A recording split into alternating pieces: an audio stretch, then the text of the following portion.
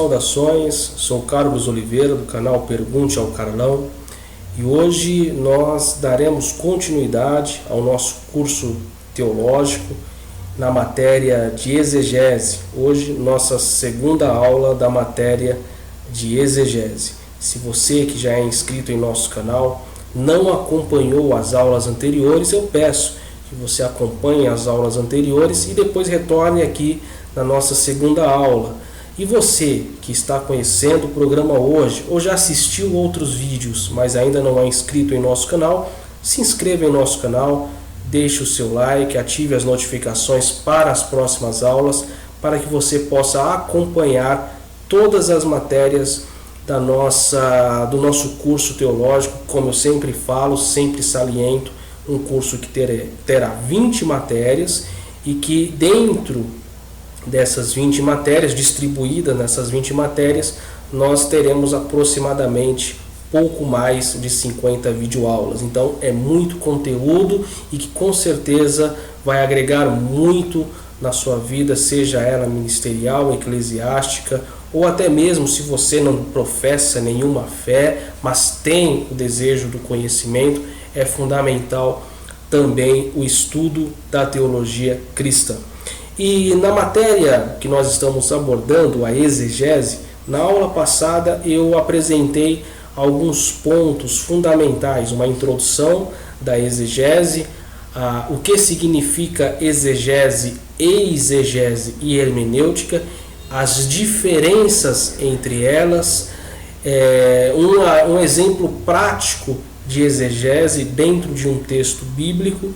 E hoje eu estarei apresentando começar a exegese, ou seja, apresentar um esboço de como eu inicio a exegese. Eu não quero, nessa oportunidade, nesse vídeo, expor terminologias do grego, do hebraico, para não ficar uma aula muito complexa para algumas pessoas. Então, mais do que expor terminologias de grego e de hebraico, mais do que isso, eu quero apresentar como fazer exegese. E você, utilizando dessas ferramentas, utilizando desse ferramental, venha praticar exegese com o seu material disponível, com o seu dicionário, com a sua biblioteca, para que você construa uma organização ou construa uma condição de sempre ter à disposição material necessário para realizar exegese, para realizar hermenêutica, para realizar um estudo sistemático da palavra de Deus, que trará a você base e condição de apresentar, de esboçar uma mensagem mais racional, mais inteligente, mais rica em informações, que é fundamental para os nossos dias de hoje. Então, baseado nisso, eu quero apresentar para você que me assiste os passos para se fazer uma exegese, iniciando o processo de realizar uma exegese. E, inclusive, eu sempre recomendo, quando tem oportunidade, no vídeo anterior eu recomendei 2 obras, e se você observar todas as aulas, eu sempre recomendo algumas obras, e eu quero recomendar uma obra que eu tenho já há muito tempo, já li algumas vezes, do meu amigo professor Fábio Sabino, Manual de Exegese do Antigo Testamento, uma crítica em Ezequiel 28. Livro maravilhoso, livro profundo, recomendo. Quem não tem, adquira. O professor Fábio Sabino, ele tem um canal no YouTube, canal do professor Fábio Sabino, ele ministra aula.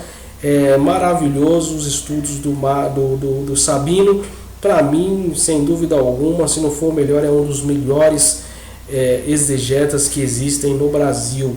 Fábio Sabino, cara, gente boa, gente fina.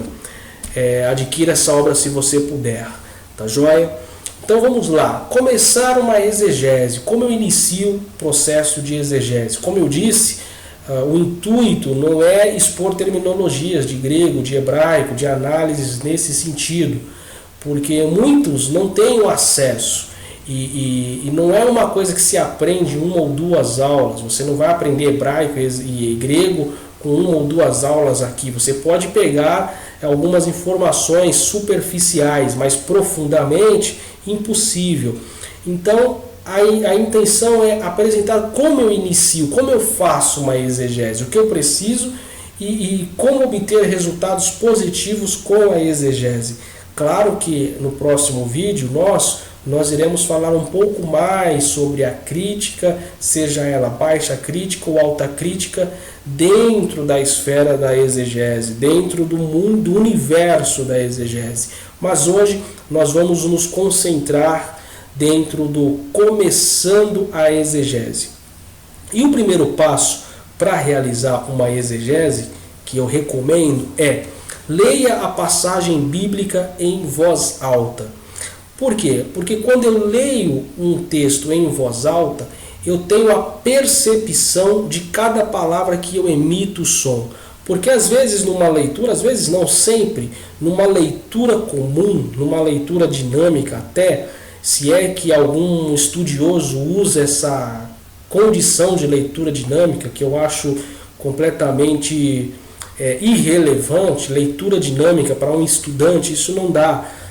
O leitor, o estudante, ele tem que ser minucioso na sua leitura, naquilo que ele tem em mãos para estudar. Então, ler é fundamental. Porém, quando você lê com os olhos, você lê as palavras e elas saem de uma forma muito automática. Então, às vezes, uma palavra ou outra, elas têm ela tem nela uma informação importantíssima, mas na leitura a gente acaba passando por cima disso e não consegue se atentar. Quando eu faço uma leitura em voz alta, uma, duas, tantas vezes quanto for necessário, eu consigo ter uma percepção melhor de cada palavra, de cada som que eu emito, e com isso eu observar as ênfases que são entonadas em cada palavra.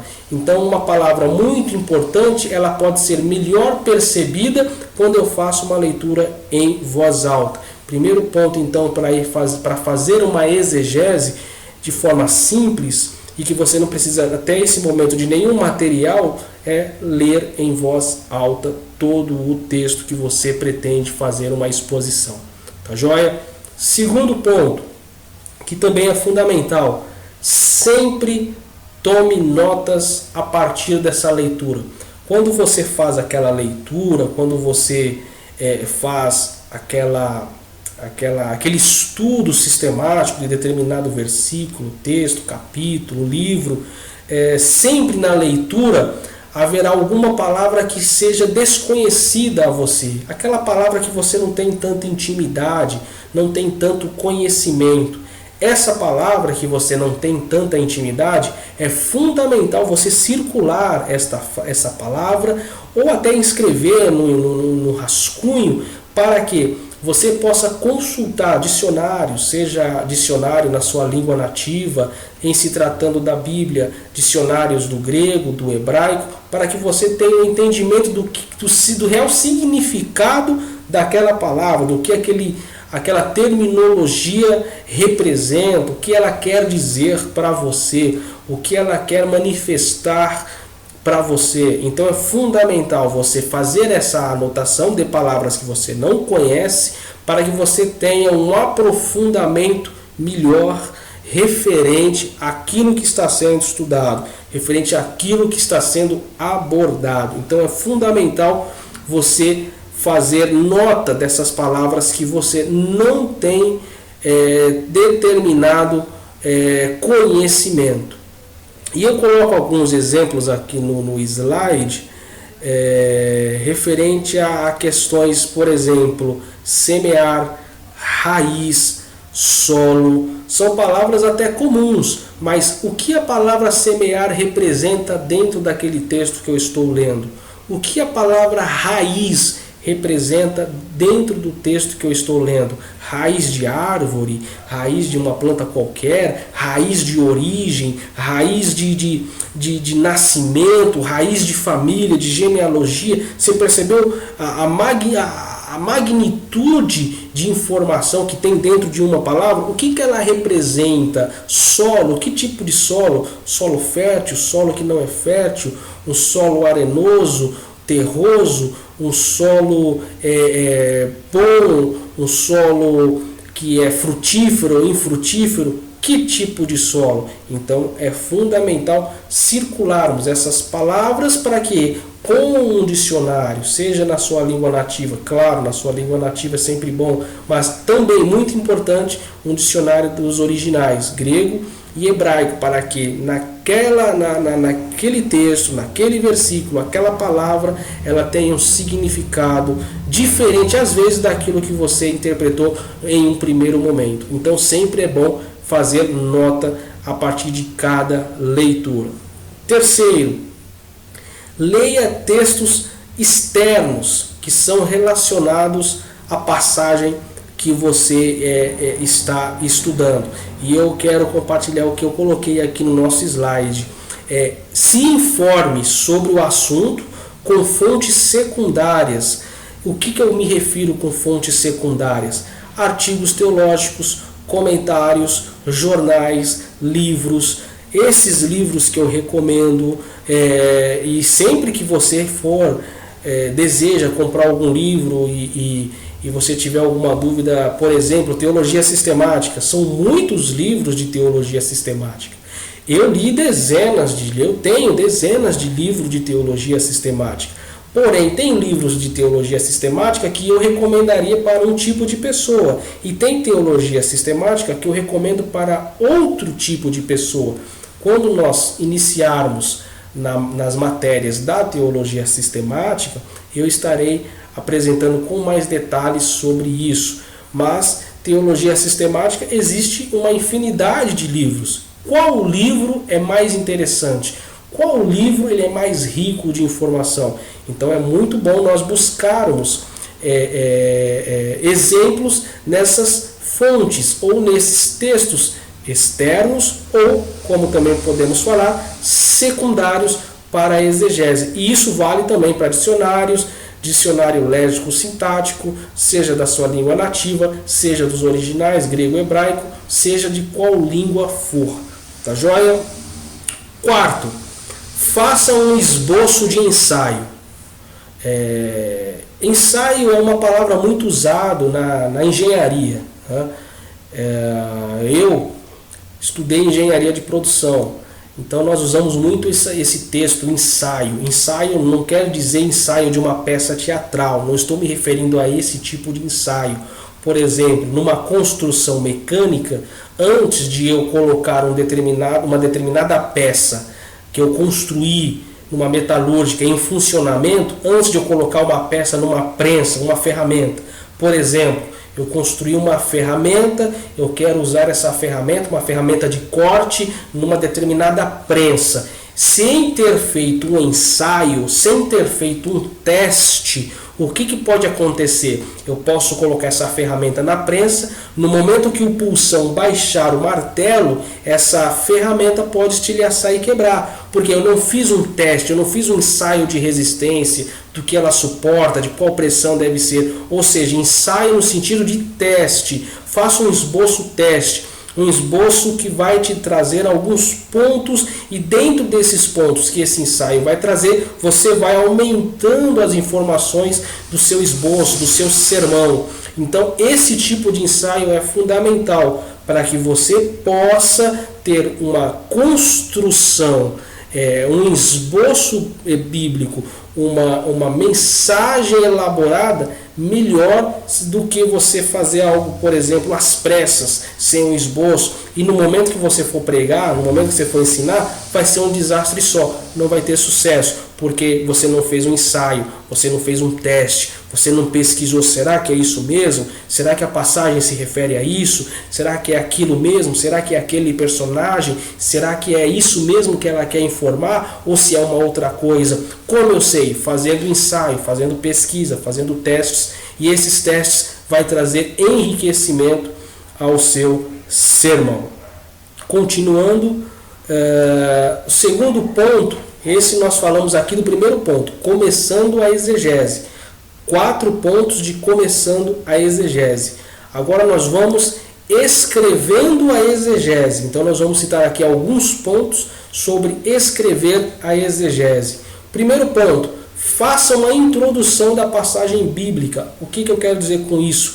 Transcreva a passagem, coloque-a no contexto, sem, é claro, se esquecer de especificar a parte que ela está, que ela aparece na Bíblia Sagrada. Mencione o gênero literário, seja uma passagem simples, não importa se um hino, se uma parábola, se uma menção de Jesus, se dos reis, se do reino do norte, se do reino do sul. Faça uma introdução do contexto, faça uma introdução do cenário, daquilo que você está enxergando, da mensagem que você pretende elaborar.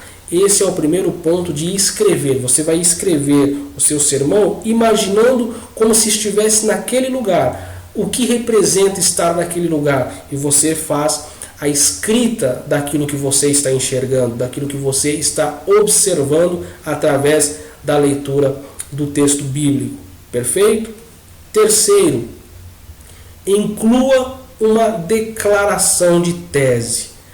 Isso servirá de guia para uma leitura futura ou de momento da própria exegese. O objetivo dessa declaração de tese é resumir os pontos principais, os argumentos principais do ensaio que nós tratamos no tópico anterior, do começando a exegese. Então ele vai trazer argumentos deste ensaio em uma única frase. É como se você resumisse, encurtasse. E você deve colocar isso no final da sua introdução. Nós estamos falando da introdução apenas, não do desenvolvimento. Você coloca essa declaração, essa única frase, no término dessa introdução. E eu coloco um exemplo aqui numa frase, né? Sobre a questão da declaração de tese.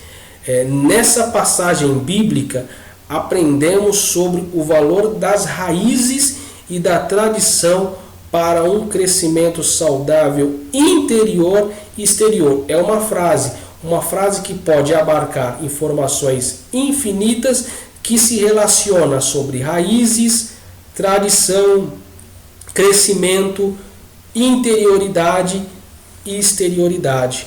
Então você resumiu toda uma introdução de um sermão numa única frase. Essa é a declaração de tese. Perfeito? Terceiro, comente os versículos da passagem um a um. No tema anterior, nós falamos da importância da leitura em voz alta e de circular palavras a qual não tem certa intimidade. Aqui, no Escrevendo a Exegese, nós estamos falando para comentar, fazer uma leitura atenta, focando principalmente na gramática, na síntese do texto que está sendo lido e discorrer sobre a linguagem e a estrutura desses componentes, dessas versões gramaticais. E nós vamos falar muito sobre gramática na nossa próxima aula, no nosso próximo vídeo. Perfeito? Então, nós temos um exemplo aqui de Mateus, capítulo 13, e do verso 1 a 8. Se você, por exemplo, está dentro desse texto, comente a escolha de palavras e a fraseologia da parábola. Mencione como a passagem usa a natureza como metáfora para o crescimento pessoal. Viu só como é a exegese?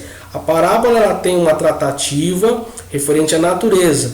E eu vou fazer com que esta metáfora venha a ser fundamental e esclarecedora para o meu crescimento pessoal. Não estou falando do seu crescimento pessoal em si, claro. Eu estou falando para você transmitir, traduzir para aqueles que vão ouvir a mensagem esse contexto, essa interpretação exegética da passagem, do texto.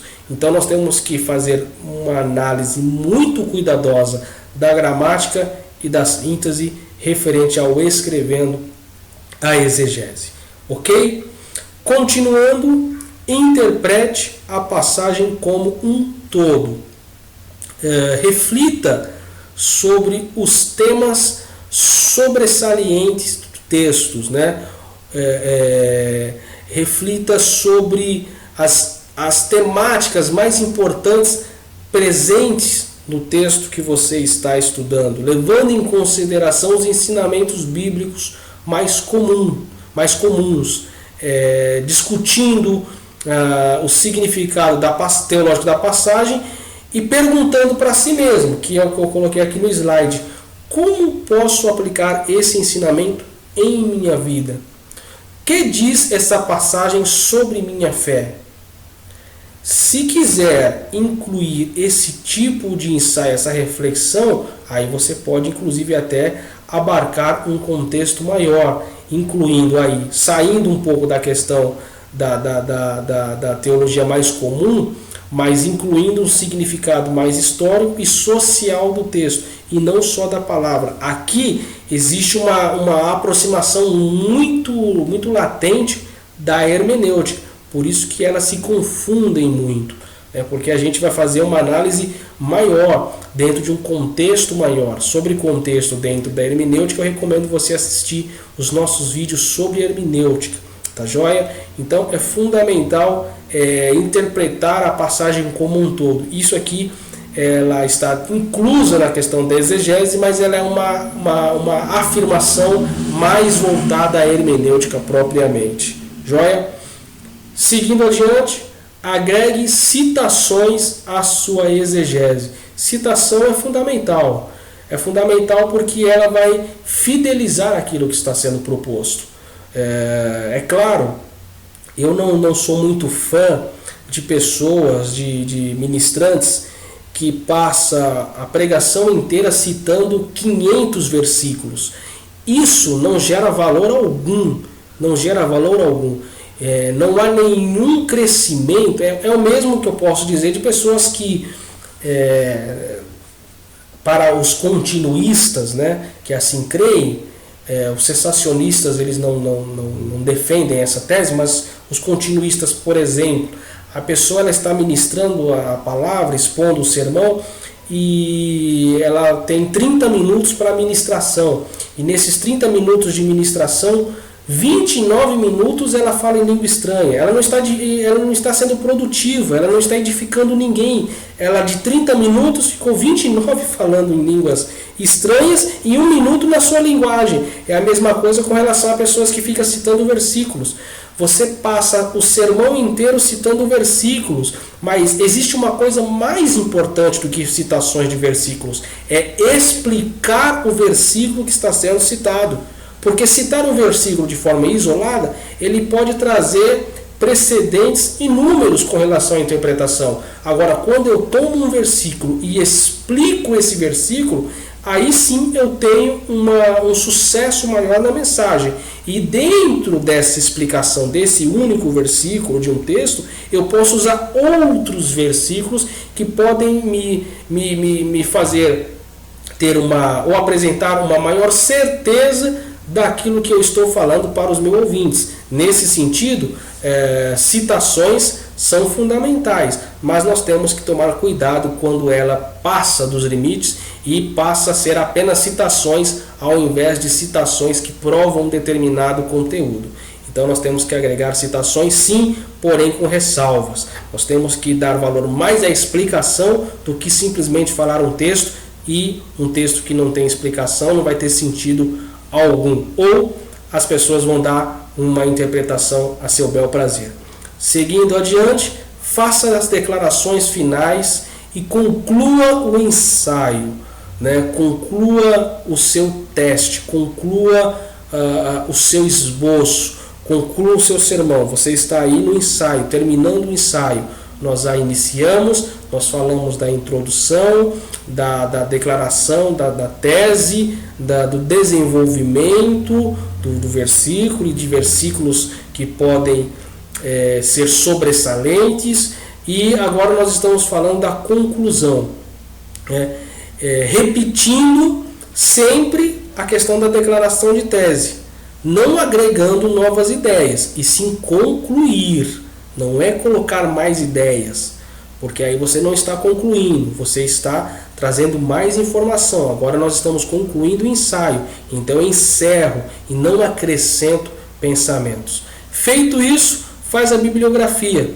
É fundamental ter uma bibliografia de fontes consultadas. Lembra dos tópicos do tema anterior, da importância de literatura secundária, de material externo para o seu estudo, para a sua exegese, para a sua pesquisa? É bom você anotar, por quê? Porque numa eventual necessidade, você sabe quais livros buscar determinada informação.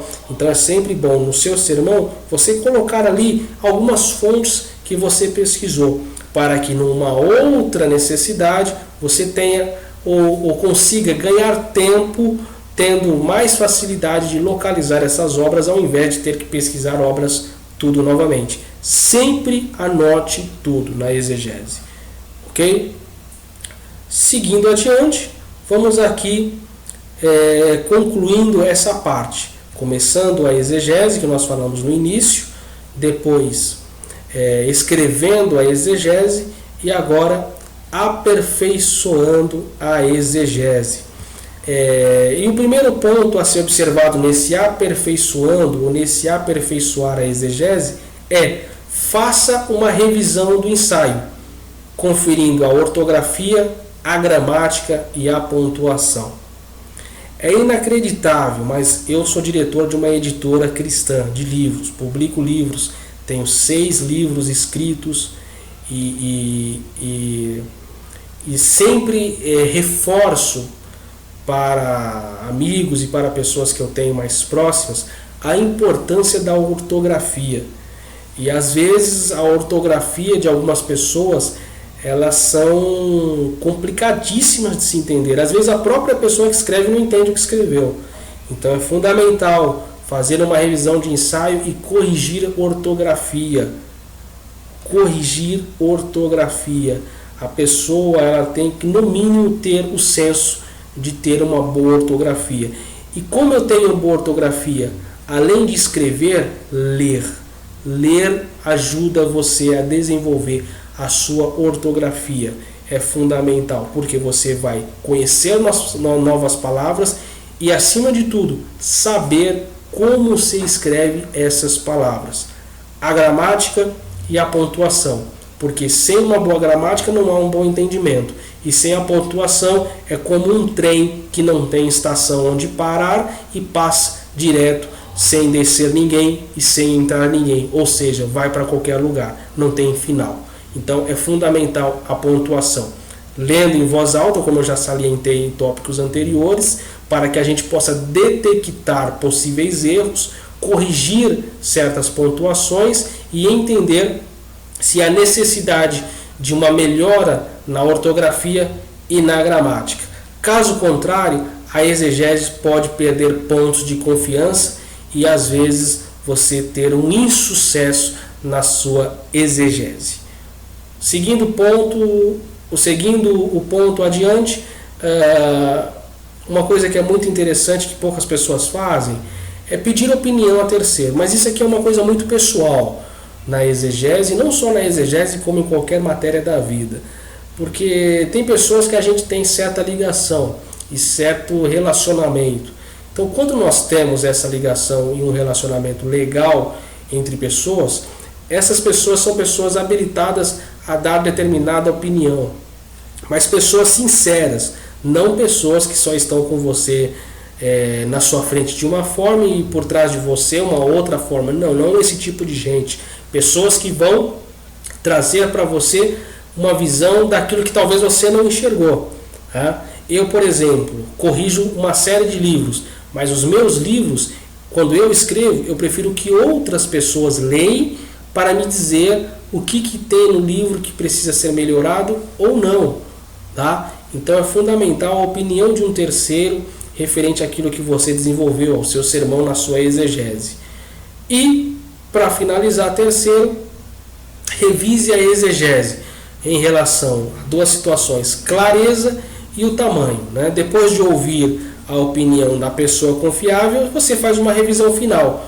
Observe se as frases estão coesas entre si, se há uma junção nas frases e se o raciocínio está fácil de ser compreendido, fácil de acompanhar, das pessoas que estão ouvindo entenderem. Lembrem-se, eu já falei em aulas passadas e em homilética irei falar um pouco mais disso. A responsabilidade de entendimento dos que ouvem não é dos que ouvem, mas sim dos que falam. Então você tem que se preparar para ser entendido por aqueles que vão te ouvir. Isso é fundamental. Então você faça essa revisão para verificar se as frases estão coesas, se o raciocínio está fácil de acompanhar. Cubra todos os aspectos, os mais abrangentes, gerais, e os mais minuciosos, os específicos de determinada passagem. E a revisão também deve garantir que o artigo, a sua tese, a sua exegese, não seja muito longa, para não ser enfado, vamos dizer assim, aqueles que vão te ouvir. Então seja coerente consigo mesmo com relação ao tamanho da sua exposição, do seu sermão na sua exegese. Fique atento, como eu coloquei aqui, à contagem da palavra, se você usa computador, por exemplo, para não exceder um limite que você pode detectar como um limite que vai ultrapassar abruptamente uma condição de interesse dos ouvintes, que em certo tempo pode até cansar e ficar um pouco assim, meio que por fora do conteúdo que você está apresentando. Perfeito? Então nós encerramos aqui a nossa segunda aula da matéria de exegese, onde nós apresentamos algumas teses fundamentais de como começar a exegese, de escrever a exegese e de finalizar a exegese. E claro, nas próximas aulas nós estaremos abordando temas sobre a crítica, baixa, alta crítica também, e alguns tópicos fundamentais da exegese, encerrando a nossa matéria de exegese na nossa terceira e última aula, que será a aula que vem a seguir. Se você não assistiu às aulas anteriores, assista. Se não é inscrito no canal, se inscreva no canal, partilhe dessa informação. É um conteúdo informativo que está sendo veiculado a você de forma gratuita, de forma singular, para que você realmente desperte para o conhecimento. Através dessas aulas, você pode se despertar para uma grande instituição teológica e ter o prazer, o gosto de realmente estudar teologia, que é uma ciência fantástica. Então, fica o recado, assista o vídeo várias vezes, quantas vezes forem necessárias, e faça suas anotações. Dúvida? Deixe os comentários para que a gente possa responder cada um ao seu tempo. Que Deus abençoe a todos.